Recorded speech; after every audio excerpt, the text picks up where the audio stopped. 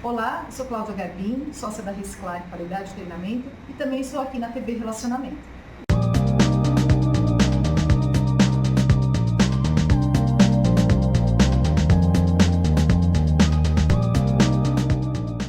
Olá, internautas! Iniciamos mais um programa Gestão Executiva e hoje nós vamos falar de uma área muito importante, né?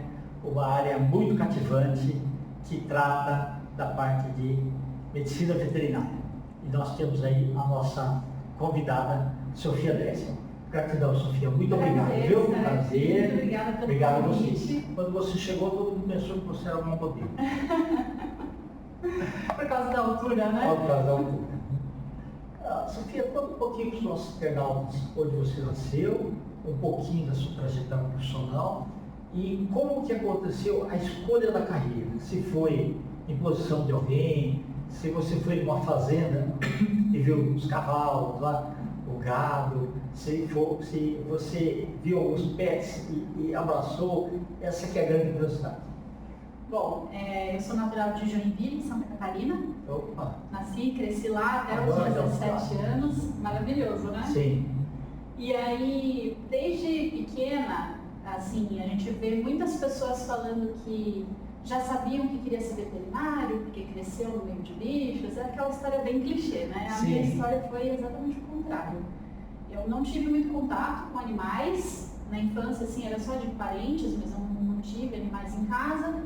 E eu tinha muito medo. Eu tinha receio desse contato. Eu tinha medo de levar uma mordida, de levar um arranhão. E aí, até que a minha avó adquiriu uma cachorrinha, que foi a Alissa. E aí, era muito engraçado, porque todo mundo queria interagir, aquele cachorrinho filhote na casa da avó, os primos, todo mundo ali sentado no chão, brincando com o filhotinho e eu em cima da cadeira.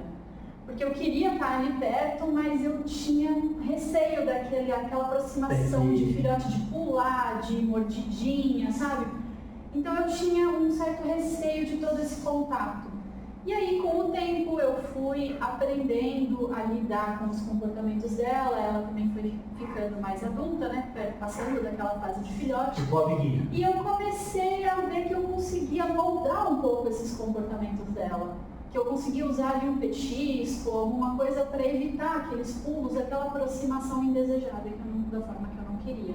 E aí foi se tornando meio que uma curiosidade, assim, aquele medo, mas aquela vontade de estar perto.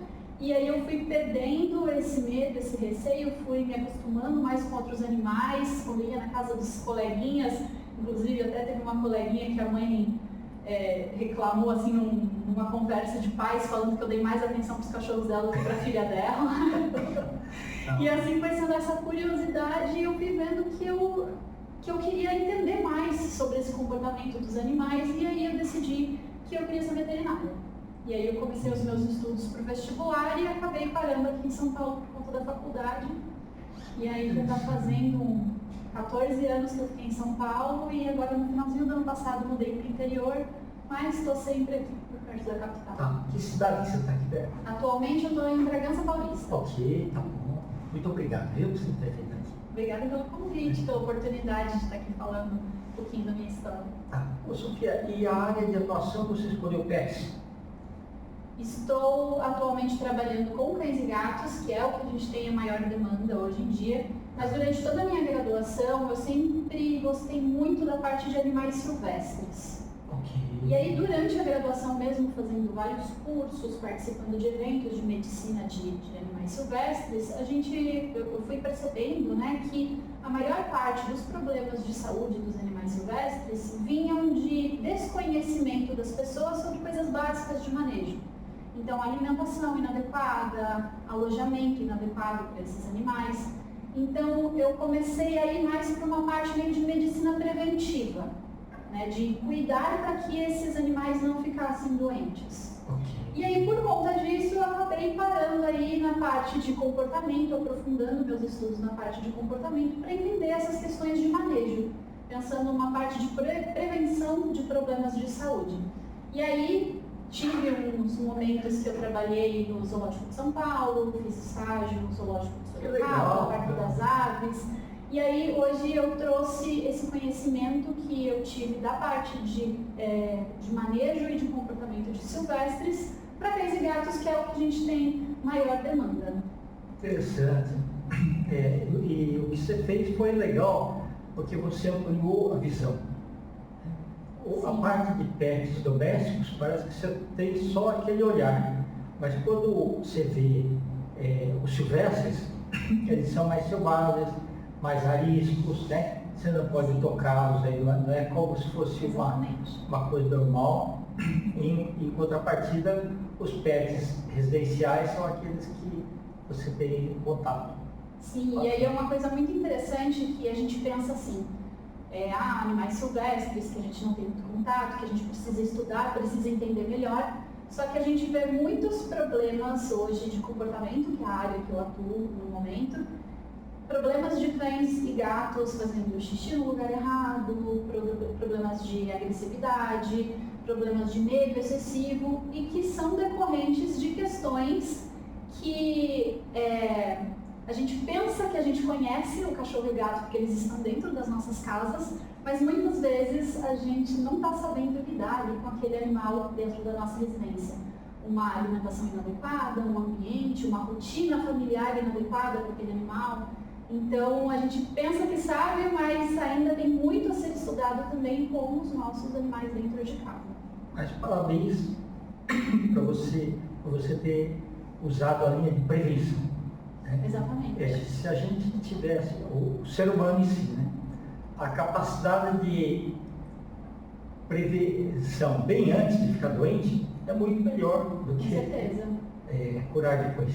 Sim, com certeza. Então, assim, aparecem muitos casos de problemas de comportamento que já existem, que já foram ali instaurados naquelas condições e os tutores vêm procurar ajuda para tentar resolver, mas a gente já vai trabalhando também na prevenção. O melhor dos mundos é quando a pessoa acaba de adquirir o animal ou antes mesmo de adquirir o animal, para ter esse planejamento, né? Então, dá para fazer uma consulta com o veterinário para tentar entender qual vai ser o melhor animal para as minhas condições de vida, para o lugar onde eu moro. Será que é melhor um cachorro, um gato, um peixe, uma ave? Então o veterinário também auxilia as famílias nessa escolha do melhor animalzinho, mas infelizmente a minoria acaba procurando a gente dessa forma, né, da prevenção. Às vezes ele tem um espaço pequeno, compra um dog alemão pequenininho, fica, né, o problema de espaço. Exatamente.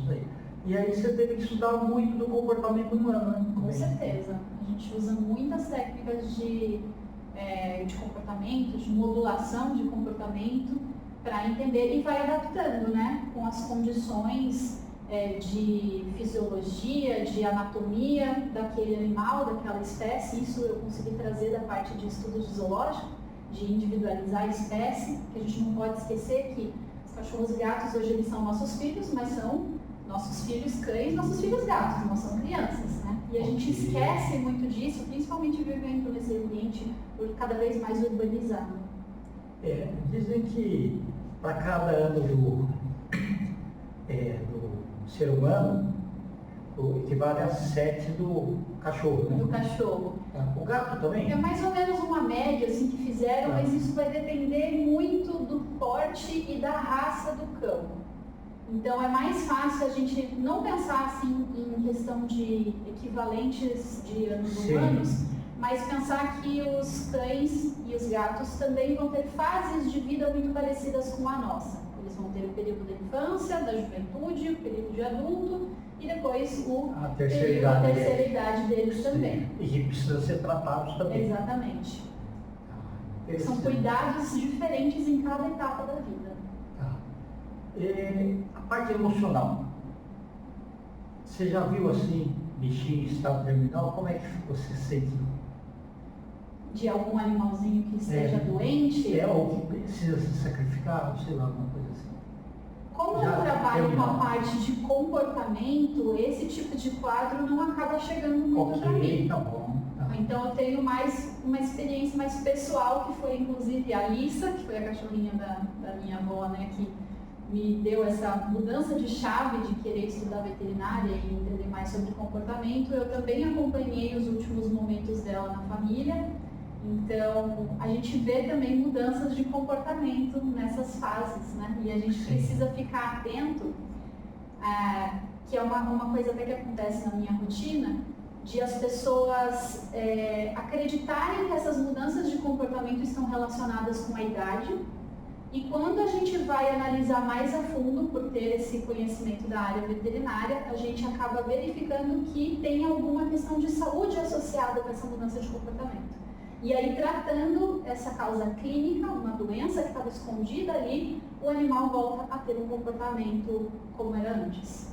Ok, não sei lá em Joinville, mas em São Paulo e outras cidades pequenas aí do interior, era comum assim, você encontrava muito vira-lata na rua. Tá? E agosto era o mês do cachorro louco. Você tinha que pegar esses bichinhos aí, tinha o setor de zoonoses aí da prefeitura, que capturava e tal, e que dava as vacinas, né? Então, hoje, com orientação de um veterinário, você já tem as doses certas do ano todo, né? Para os pets. Sim, as vacinações elas ocorrem, as principais vacinas elas têm que ser repetidas anualmente, principalmente a vacina da raiva. Sim. Então, anualmente é recomendado que se leve ao veterinário ou na campanha de vacinação, que alguns municípios fazem essas campanhas, para vacinar anualmente cachorros e gatos. Mas ainda existe a raiva ainda? Ela ainda existe, nós somos um país endêmico para a raiva, principalmente porque a gente tem aqui circulante a raiva silvestre. Então a gente tem animais da fauna brasileira, que são animais silvestres, que carregam esse vírus. Ela é diferente da raiva canina, mas por isso que a gente precisa sempre manter a vacinação deles em dia, porque é uma doença que não tem cura e que pode ser transmitida para a gente também. Né? Então é super importante a gente manter a vacinação deles em dia, porque além de animais silvestres que estão em ambiente mais de mata, a gente também tem animais silvestres que circulam em ambientes urbanos, como é o caso, por exemplo, dos morcegos. Inclusive a gente teve aqui caso na cidade de São Paulo de um gato que foi infectado com raiva por conta do morcego. Ele caçou ali um morcego e acabou se contaminando com o vírus.